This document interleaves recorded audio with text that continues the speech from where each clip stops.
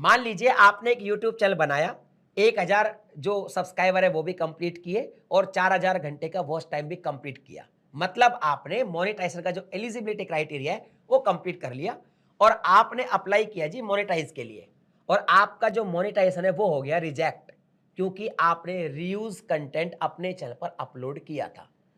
दूसरी बात यह है कि अगर आपका चैनल ऑलरेडी मोनेटाइज था लेकिन आपने अब रीयूज कंटेंट डालना शुरू किया और अब आपका जो मोनेटाइजेशन है वो डिसेबल हो गया और मेल आ गया कि भैया आप तो रीयूज कंटेंट अपलोड कर रहे हो। तो जब रीयूज कंटेंट आप डालते हो और आपका मोनेटाइजेशन रिजेक्ट हो जाता है, उसके बाद आप क्या कर सकते हो, वापस से उस चैनल को मोनेटाइज कैसे कर सकते हो, पॉलिसी क्या कहती है, क्या आपको करना पड़ता है, हर चीज बताऊंगा आज की इस वीडियो के अंदर। ये complete reuse content monetization problem पर होने वाली है वीडियो। तो अगर पसंद आए तो लाइक कर देना, चैनल को सब्सक्राइब कर देना, क्योंकि ऐसी वीडियोस मैं आपके लिए हमेशा बनाता रहता हूं। अब देखो, सबसे पहले जैसे ही आपको रीयूज कंटेंट की प्रॉब्लम आएगी, आपके पास टाइम मिलेगा 21 दिन का। यानी कि आप अपने कंटेंट को एक बार खुद से चेक कर लीजिए कि भाई आपने सच में कोई रीयूज कंटेंट यूज किया है। अगर किया है तब तो भाई कुछ भी कर लीजिए, आपकी अपील वगैरह सब रिजेक्ट ही होंगी। लेकिन फिर भी आपको लगता है कि यार जब अपील करने का चांस मिल रहा है तो क्यों ना कर ली जाए, तो फिर आपको अपील करने के लिए 21 डेज का टाइम मिलता है। यानी कि आपने आज आपके पास मेल आ गया रीयूज कंटेंट का, तो आप 21 दिन के अंदर अंदर अपील कर सकते हैं। ये अपील आप वीडियो के माध्यम से कर सकते हैं। जो वीडियो आप बनाएंगे वो 5 मिनट से बड़ी नहीं होनी चाहिए।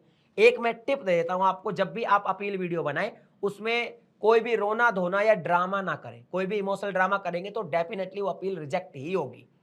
उसमें आप फैक्ट के साथ अपनी बात कहें। जैसे आपका कंटेंट सच में ओरिजिनल है तो आप बताएं कि सर मेरा जो कंटेंट है वो एक्चुअल में ओरिजिनल है, और फैक्ट के साथ बात रखें। प्लीज ये सब मत करिए, प्लीज सर प्लीज मेरा मोनेटाइज करो, ऐसा करेंगे तो डेफिनेटली वो रिजेक्ट हो जाएगी। तो अगर आप अपनी बात फैक्ट के साथ रखते हैं और आप सही बोल रहे हैं, तो यहां पे मैंने आपको बताया जैसे ही रीयूज कंटेंट की प्रॉब्लम आएगी 21 दिन के अंदर अंदर आपको अपील करने का ऑप्शन मिलेगा, आप अपील कर सकते हैं वीडियो के थ्रू। अब टीम इस पे लेगी डिसीजन, तो टीम डिसीजन लेगी 14 डेज के अंदर। अब वो हो सकती है 2 घंटे बाद ही ले ले, हो सकता है 3 दिन बाद ले ले, हो सकता है 4 दिन बाद, लेकिन मैक्सिमम 14 डेज के अंदर तो टीम डिसीजन ले ही लेगी यूट्यूब की कि आपका जो मोनेटाइजेशन है अब अप्रूव किया जाता है या फिर नहीं किया जाता। तो अगर आपका अप्रूव हो जाता है तब तो कोई इशू नहीं है, मतलब यूट्यूब वाले अपनी गलती मान लेते हैं और आपके चैनल को मोनेटाइज कर देते हैं। लेकिन आपने सच में रीयूज कंटेंट यूज किया था, आपने अपील भी कर दिया और आपकी अपील हो गई रिजेक्ट। अब जब अपील रिजेक्ट हो गई है तो अब आपको दोबारा अप्लाई करना है मोनेटाइजेशन के लिए, यानी कि वाईपीपी के लिए, और वो आप कर पाएंगे आफ्टर 90 डेज।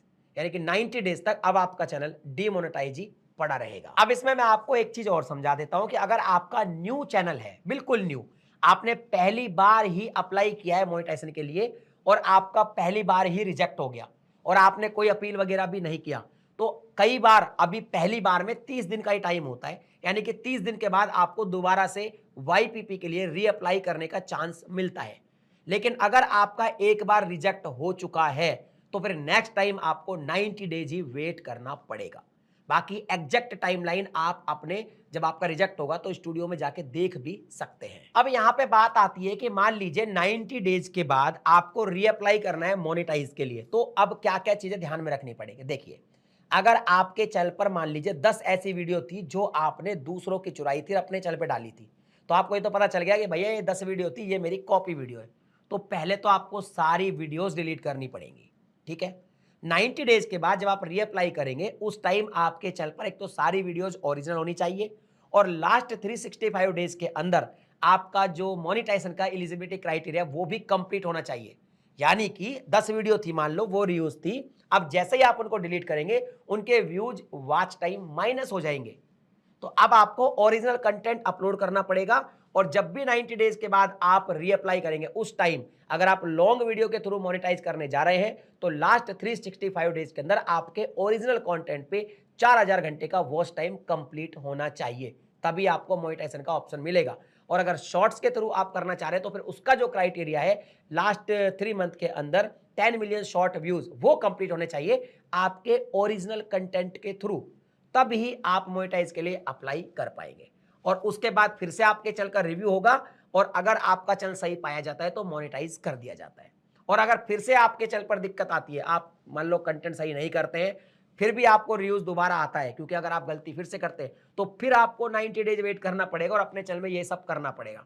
और ऐसा आपको कितनी बार चांस मिल सकता है, ऐसा कोई लिमिट तो नहीं है, लेकिन हाँ भाई, आप जब तक ओरिजिनल कंटेंट नहीं डालेंगे और मोनेटाइजेशन का क्राइटेरिया ओरिजिनल कंटेंट के थ्रू नहीं करेंगे कंप्लीट, तब तक आपको रिव्यूज कंटेंट की प्रॉब्लम आती रहेगी। अब रिव्यूज कंटेंट की वजह से सरकमवेंशन की भी प्रॉब्लम आती है। मान लीजिए आपके 4 चैनल है, एक चैनल पर आपने रिव्यूज कंटेंट की प्रॉब्लम क्रिएट करी और उस चैनल को डिमोनेटाइज किया गया और सरकमवेंशन लग गया, बाकी के 3 चैनल भी मान लो डिमोनेटाइज कर दिए गए। ऐसा मैंने बहुत सारे लोगों के साथ केसेस होते देखे हैं।